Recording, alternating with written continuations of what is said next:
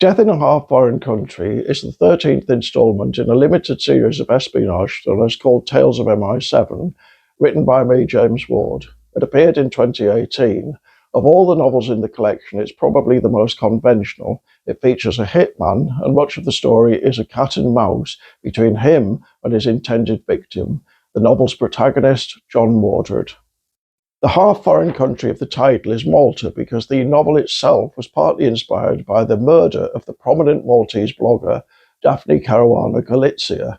Caruana Galizia was an investigative journalist and anti-corruption campaigner, and according to her surviving sons, she was threatened by a prestigious London law firm with ruinous libel action in a UK court. She was killed by a car bomb in October 2017 before proceedings could be initiated. Her death made headlines around the world. She'd used the Panama Papers to criticize powerful politicians and business leaders in her own country, and she'd made powerful enemies.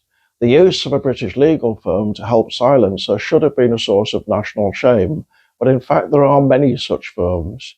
Nick Cohen's 2018 Guardian article, The Unsavoury Alliance Between Oligarchs and London's Top Lawyers, served as another source for this novel, and can still be accessed online.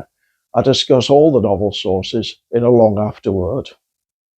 There are, of course, genuine moral dilemmas here. For example, lawyers do sometimes have to defend guilty parties in order to serve the wider interests of justice.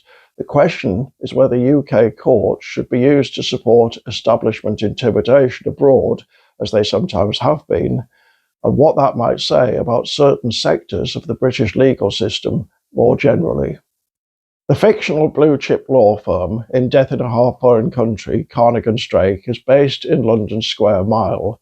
Many commentators had no idea where it had come from, we're told in Chapter 1.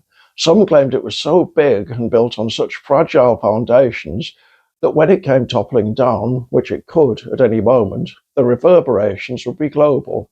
It was the Lehman Brothers of the legal world.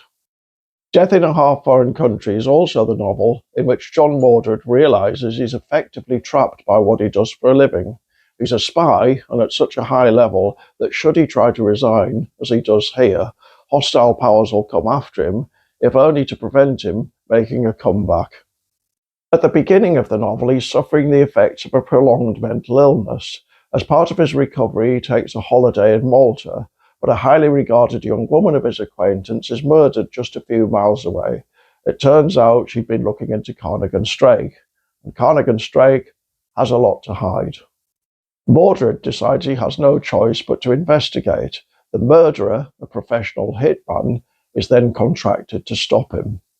What kind of person makes a good hired killer? This one may well be typical. He's pretty ordinary, rather vain, naive insofar as he thinks his job could be a career, and proficient with a gun.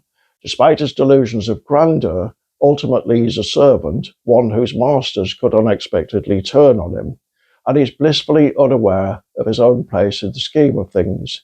In any other role, the reader might well feel sorry for him.